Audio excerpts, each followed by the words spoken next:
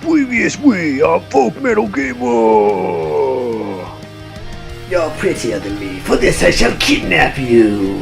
Oh my god, Mezerbel, you need to just chillax, okay? We'll give you a nice little makeover and lose some of that angst and you'll be golden. Insolent rodent, how dare you speak to me in such a tone? What tone? All I said was I'd help you out. Look, it worked for Daisy. For this, I am so going to take you, imprison you in my highest tower that's only accessible from a magical rainbow bridge, and the gems to create the bridge will be guarded by the Masters of Illusion, my most trusted allies. That is such overkill. Well, it's dangerous to go alone. Good luck! I'm a scary dragon! Or snarl even! Defeat my one weakness! Ah! Thanks for saving me, Junk Mickey. Welcome back. As you can see, I'm no longer wearing the Mickey costume, and there's a reason for that. It wasn't just I didn't want to do it. I actually wanted to do both of these videos in full costume. Problem was it got really cold where I live recently. I'm talking, we had this weird day where it was like 79, 80 degrees, and then the next day it dropped back down to like 50, and right now it's like 29. To make matters worse, I'm having my furnace replaced right now. Really bad timing, so I don't have heat at all. So me sitting here in nothing but red shorts and the fur Mickey hood, it's not going to work.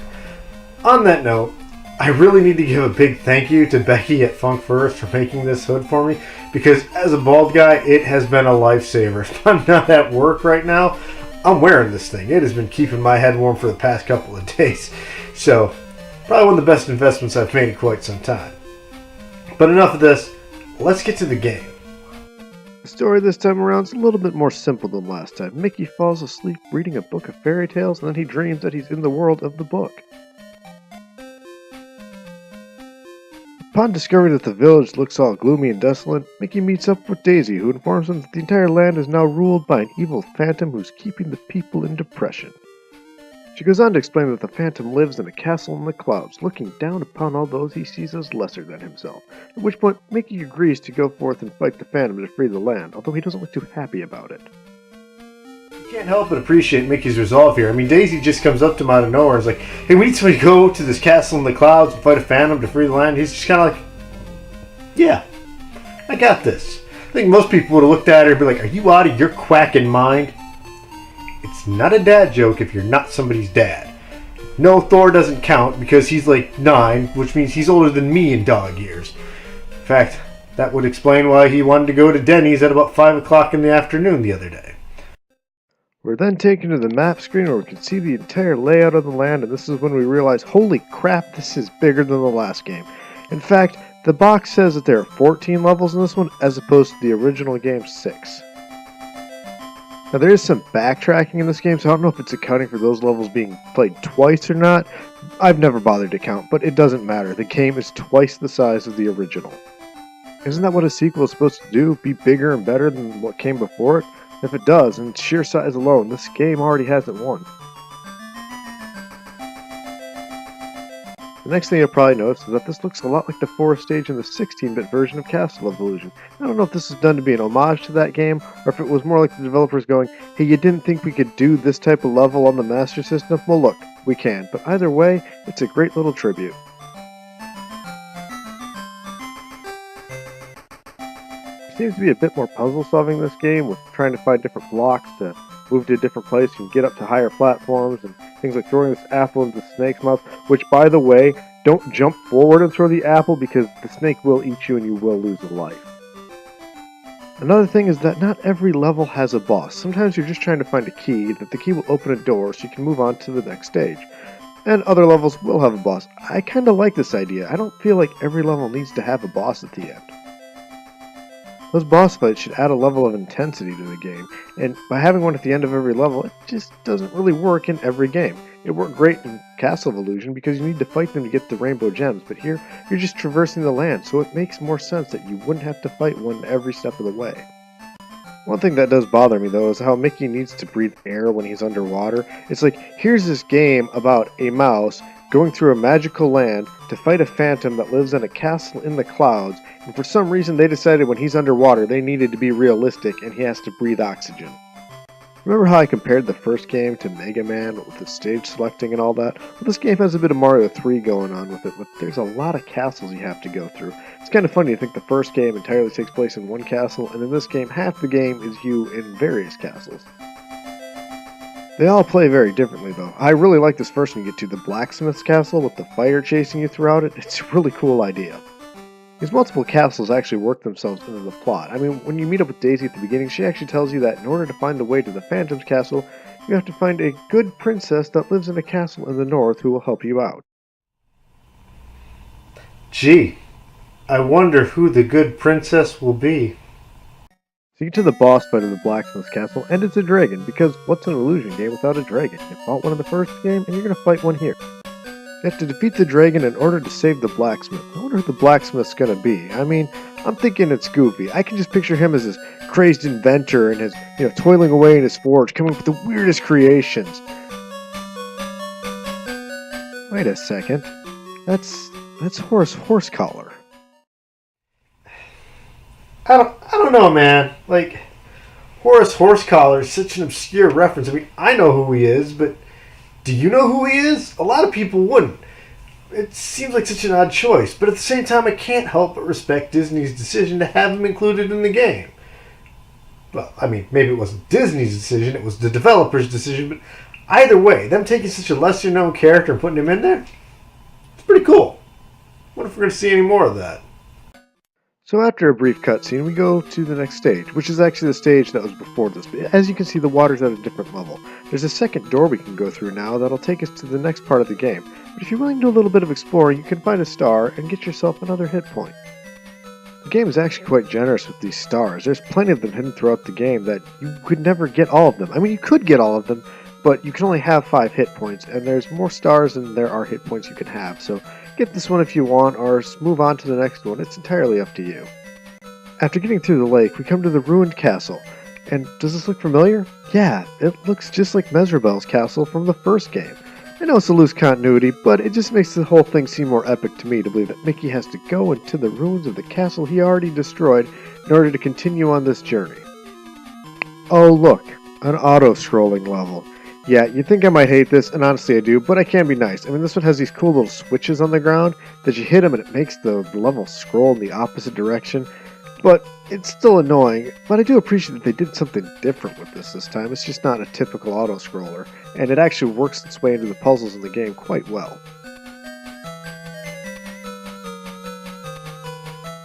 The boss here is quite possibly the most terrifying ghost I've ever seen in a video game. I mean, seriously, I don't even think Pac-Man would go up against this guy. Okay, he's generic and cutesy, but it works for the game. You beat him, and you're given this potion, and it's the Shrinking Potion from Alice in Wonderland. Yeah, this is where the game really differentiates itself from the first one. That's right, this game has power-ups. The Shrinking Potion, well, lets us shrink, so we can get ourselves through a tight spot like this one here. It also has the added benefit that a small Mickey is a smaller target, and it makes it a lot easier to get through certain areas. And in other areas, you absolutely have to do this. But as you can see, all it takes is for you to be hit by an enemy and you'll grow back to your normal size. Add to that, Small Mickey can't pick up items like keys or blocks, so you can't just stay small to try and complete the game that way. After traversing through the caverns, we're up to the flower field stage, which feels kind of nice. I mean, we're just underground and now we're above ground in this bright sunny field with these huge flowers, and I swear I can smell these things blossoming whenever I play this level. But honestly, this stage is really short. I mean, it doesn't take but a minute to run from one end of it to the next, and it almost feels like it doesn't serve much of a purpose other than making the whole world feel bigger, which, to be fair, it does just that. Add to the fact that it adds a nice contrast to the underground caverns we were just in, and that's probably why they put it in here, to make it seem bigger and to contrast with that. But honestly, you might not appreciate this when you're initially playing through it. You might start this level, run through it, and go, what was the point of that? I mean, seriously, my first couple of playthroughs of this game, I didn't really appreciate this level. I felt like, well, it was pointless because it was just so short. There's no boss in this one. There wasn't a boss in the last stage. Now, I know I said earlier I don't need a boss bit at the end of every level, but when you have something this short, you expect something to happen, and no, it's a transition into the next stage. Except for the last level was the transition into this stage, and that makes it a little bit confusing, to be completely honest, but it's okay. I mean, to be fair, we do play levels 1 and 2, And then level 3 is where we hit our first boss. So having 2 levels and then a boss, and we've already seen this in the game, so it's alright when you look at it. And if it feels like I'm just rambling, I kinda am. I just wanted to show you the whole level and how quickly you can get through this thing. I'm not trying to nitpick here, I just want you to know that this level is more than it really seems, and honestly, it's the kind of a stage where, pardon the pun, but you need to stop and smell the roses if you really want to appreciate this one, which I do. Next up is the toy shop. That's right, another toy-themed level, but we're not out of ideas. In fact, this does it a little bit better than the first game. I know, as much as I loved it in the first game, I really hate to say it, but it does it a little bit better here. I mean, this whole section where you're on these water guns running across, well, streams of water, it's fantastic. It's such a great use of the idea. And these toy cannons really lend themselves to the level nicely as well. I kind of missed the monkeys with the cymbal, but that's okay. And hey, does this look familiar? Yeah, there's a keyboard in this one too. And honestly, it makes more sense to have the keyboard in the toy shop than in the study, so that's really cool. Things like these yo-yos were a little bit confusing at first. Once I figured out how to work them, it added another element to the stage that I just absolutely loved that was missing in the original. In fact, if I had to complain about anything in this level, it doesn't have the music that the first game did, but that's okay. Besides, it's got some neat puzzle elements. Like right here, you need to get through this, you have to break open this piñata to get the key to get through the door. It's such a great idea, I love it. The boss here is a deck of cards. It's very Alice in Wonderland, much like the shrinking potion, but it really works well here, what with us being in a toy shop and all. Add to the fact that there were other smaller decks of cards throughout the stage, it really adds something to that. Now his pattern is kind of similar to that tree guy from the first game, except I find him a lot easier than the tree guy. I don't know why, maybe it's because I played that one enough and now I have this sort of thing down. So since we know what this guy is up to, having played the first game, it's not going to take us too long to take this guy down, and then we get to find out who the toy maker is. And this will be great. I mean, Horsecollar was the blacksmith. Who knows what old-timey Disney character they would have thrown in for this part.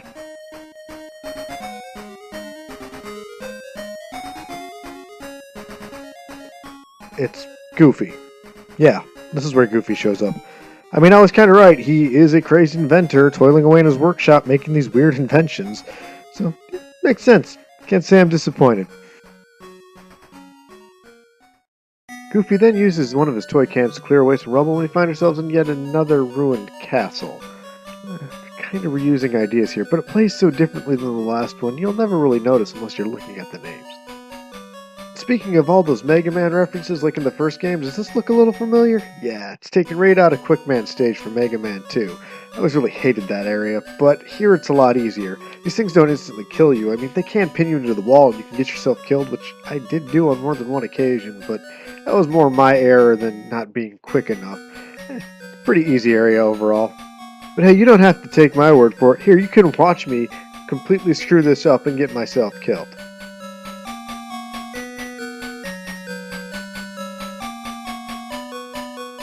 The boss here is a giant boulder who you defeat by hitting it with other giant boulders. That seems a bit odd, but I guess paper doesn't always beat rock. Taking him down is not too difficult. Once he is, you get another item, the rope. This will allow Mickey to climb. Now we get to the cliff stage. This level is great because you use everything you've learned, shrinking and growing, and even climbing up walls. I can't just say I love how you can see the rope over Mickey's shoulder when he's climbing up the sides of these mountains. It's little details like that that really bring you into the world of the game. I mean, seriously, they could have just done it all Spider-Man style and he just kind of scales the wall, but no, they threw the rope over his shoulder, and I don't know. It just adds something to me. I absolutely love when they do stuff like this. Next, you'll find yourself in the pyramids. Now, here's the thing. You can just run through this level like I did the first time and play it like there's nothing to it, but there is something. The last item you need to complete the game. The cloud walking shoes are hidden within this pyramid and you have to figure out how to get into the pyramid. I'm not going to show you how to do it here. It's actually quite easy. You'll figure it out on your own. If you don't get the shoes on your first time coming through the stage, you're going to have to backtrack. It's not a big deal, but it's just easiest to get them the first time through. Boss fight to get the cloud walking shoes is nothing special. It's pretty easy to figure out how to get them, but I love the background, and I love that double cartouche in the back. Now, a little bit of trivia for you. I used to work at this Egyptian import store, and one of the biggest selling items we had were these cartouches. We'd always be filling these pieces of paper out for people to show them what their names would look like in hieroglyphs. So seeing this, I thought, hey, I bet it'd be cool if they actually made that thing say Mickey Mouse on it, especially since, it's got two of them on there. So I looked at it to try and translate it, and no, it doesn't. It's gibberish. In fact, because it's so pixelated, it's hard to really make out exactly what these shapes are since there's so many different birds in the alphabet. The very first one could be an M, but that's it. Still, it's a neat thought. And so Mickey finally makes it to the Palace in the Clouds. But not the Phantom's Palace in the Clouds. The Good Princess apparently also has a palace in the clouds. Anyway, you're met with a message telling you to be careful as you try and get through her castle to meet with her, because there's all kinds of stuff out to get you. Like, if she's such a good princess, wouldn't she tell her guards to, not attack you? She clearly knows who you are. Oh well, her guards coming after you actually makes for a lot of good fun, and there's some great platforming. There's a lot of jumping off your enemies like in the first game, there's different branching paths, and I kind of love these spinning platforms. I mean, they offer a good bit of challenge. All in all, this level's a lot of fun, and I kind of like it. I mean, sure, they could have just had you get to the castle to meet with the princess, and that's the cool thing, though. We're finally going to find out who the good princess is. Are you excited? I mean, they've kept it so mysterious and secret so far. Minnie. Alright, it's Minnie. We all saw that coming. They meet up with Princess Minnie, who gives you some magic beans and tells you that if you go to an island, you can plant the beans there, grow a beanstalk, and then climb your way up to the cloud that the Phantom's castle is on. Pretty cool idea, actually. She then will tell you about the cloud walking shoes and how to find them. Well, not how to find them, just where to find them. There's a secret entrance into the pyramid, but you already knew that, and we already got them, so it's no big thing. Minnie then tells Mickey that if he's able to defeat the Phantom and free the land, she'll give him a kiss. That's kind of weird, to be honest. I don't get it, man. Like, why does Minnie gotta suddenly offer Mickey a kiss? Like, this is towards the end of the game. We're in the final stretch here. She just kind of comes out of nowhere and goes, I'll give you a kiss if you beat this Phantom for me. He's already agreed to this. He's already going to fight the Phantom. He's going to free the land. That's all this guy needs, because this is, the hero's journey. Just doing it because that's what he does. He's a good guy. And it just seems like such an odd thing to say, too. I wonder what a noted psychologist would say about such a thing. Talking about the world's oldest profession. Granted, this is the sort of the Walt Disney version, but still. I mean, I was thinking it. I just didn't want to say it. And because this is an action game, getting to this island isn't going to be easy. We have to go through this whole beach area, then at least this whole underwater stage, and, well, like I said before, you actually have an oxygen meter when you're underwater in this game. There's plenty of air pockets, so it's not a big deal, but more than once I did find myself not moving quite quick enough and running out of air. Not to mention, this game has one of the most annoying bosses I've encountered in a while. I mean, he's not too hard once you know what to do, but it took me forever to figure this out. So you have to hit him with this barrel underwater, which means you also have to run the risk of drowning. That's all good and fine, but then he sends these tornadoes after you. Yeah, the underwater tornadoes are back. Add to the frustration, if he's moving his claws around even a little, he'll actually deflect the blow from this barrel that you're throwing at him. So throughout this time I'm fighting this guy, I'd go up to the top to avoid the tornado, and then try and dive back down to grab this thing, but by the time I grab the barrel and throw it, he's already in the process of making another tornado. More than once, I actually ran up the timer in this game because I didn't want to drown, so I'd be up at the top and I just couldn't get an opening. Fortunately, you have me, and I'm going to teach you how to beat this guy. So you go down here, and you duck. Yeah, it doesn't look like it, but you can actually duck under these tornadoes. Then when he gets close, you can hit him with the barrel, and you can take him out, no problem. It took me way too long to figure this out. At this point, we save the king, and it's my main man, Donald Duck. That actually makes about as much sense as Goofy being a toy maker. They really thought this game out, to be completely honest. So next, Mickey grows the beanstalks and begins his ascent into the Phantom's castle. This stage is pretty short, and also very straightforward, but the only problem you're going to have is if you fall off the beanstalk more than once. If you do that, you might run out the clock, but that's pretty much it. So here we are at the Phantom's castle. Just like the final stage of Castle Illusion, they're going to amp up the difficulty on this one. And the first thing you're going to see are these 3 doors. Whatever you do not pick the first door. I did that on my first playthrough, and, well, how do I describe this? If you're watching me, you're undoubtedly a fan of James Rolfe, so do you remember his review of Super Pitfall? He went down that ladder, like right at the start of the game, and there was all those spikes and everything. The first door is kind of like that, but a lot more spikes. I'm sure there's some gaming masochists out there who can actually, navigate this thing, but that's not going to be me. Doors 2 and 3 were fairly similar in difficulty. I found 2 to be the easiest to get through. You really just got to keep playing it, memorize it, and hope you don't get screwed over. A few times I'd be ducking under these things like you just saw, and Mickey would just get stuck. He wouldn't stand up, he'd just get stuck and slide off the platform and into the acid and die. Let me just tell you, there's a lot, and I mean a lot of crazy platforming and puzzle solving in this level. And honestly, it's a lot of fun. It's going to take you more than one try to get through it. You pretty much get to memorize the thing, but it's pretty cool. Like this section here where you're actually swimming down this water that's just kind of in the middle of the room, and there's all these different power-ups around it, but you got to time things just right. I wasn't able to grab them all, but you might be able to. Well, I don't know about you, but I'm stoked. I can't wait to find out who the Phantom is. And unlike, the good princess, this is a bit more mysterious. I've got an idea of who it might be, but we'll see if I'm actually right. Alright, here we go. Moment of truth. And the identity of the Phantom will be revealed, and it's the Horned King from the Black Cauldron? I'm a little bit disappointed, honestly. I mean, okay, alright, just indulge me for a minute here, okay? See, throughout the game, they kept saying it was a phantom in a castle. They really emphasized phantom. So naturally, I thought it was the Phantom Blot. I mean, that's like Mickey's arch nemesis. He isn't used too often. It's, he's the guy that we want to make sure this is serious. So this is the guy that we're going up against. So that's what I thought. And, it was in the name. They really, really stressed phantom like I'm doing to you right now. And I was looking forward to laying smackdown on him because that character always kind of terrified me as a kid. I don't know why. I mean, he's just this big blob. Maybe that's why. The mystery. He really was a phantom in every sense of the term. But then it's the Horned King from the Black Cauldron. Don't get me wrong. I love the Black Cauldron. Me and my sister used to rent the VHS from our local library all the time as kids. We could not get enough of that. It was like the Black Cauldron and The Secret of NIMH were the two movies we're constantly checking out. But it's one of Disney's lowest grossing films. Not one people really mention or even reference. Many of you watching have probably never seen it and maybe have never even heard of it. But then again, Horace Horsecollar was the blacksmith. So how is the Horned King? Is he truly this massive threat they've built him up to be throughout the rest of the game, or is he a total pushover like Mizrabel was in Castle of Illusion? Nope, he's most definitely a threat. It took a little bit of inspiration from Castlevania here in that he's got like 3 forms. Well, he doesn't really change forms per se, he changes up his attack patterns, but you get what I'm saying. He also has more hit points than you do, so you can't do something like some of the bosses in Castle of Illusion where you could hit them and then they'd hit you and then you hit them and eventually you won just because you got that first hit in and you outlasted him. Yeah, that's not happening this time around. You're actually going to have to play good.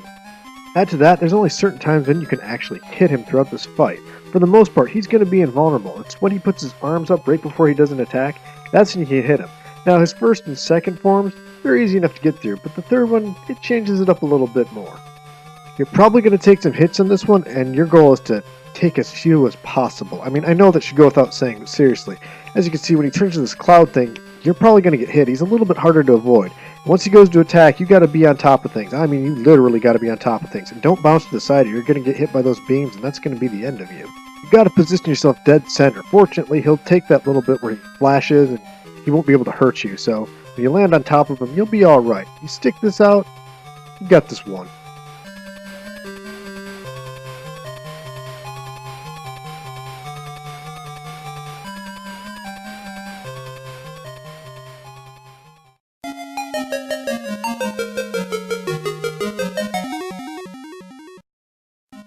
Land of Illusion does what a sequel should do, what many sequels try to do and fail. It takes everything that worked about the original and it does it bigger and better. You're in a bigger world. You've got all sorts of power-ups you can get. It's kind of akin to Super Mario Bros. 3 compared to the original Super Mario Bros. But it doesn't have the same impact. People absolutely adore the original Castle of Illusion more. And with good reason. You've got that 8-bit version we looked at, you've got the 16-bit version, you've got that remake that came out a few years ago. Even with everything I just said, singing the praises of Land, I prefer Castle myself. But you should play both games. If you want a great 8-bit platformer adventure, you need to play them both. And they're cheap enough. Get them on the Master System, no problem. Get them on the Game Gear if you have one that works, even better. Emulate them, it's not going to cost you a dime. Well, Mickey's had quite the ordeal, right? I mean, this is really, like I said earlier, this is the hero's journey. He went into a castle, he fought a witch, he went into this other land, climbed a beanstalk, walked across clouds, fought a phantom, and freed the land, and even got the kiss of the fair maiden. But 2 quests? That makes a hero. But you need at least 3 to go down as a legend.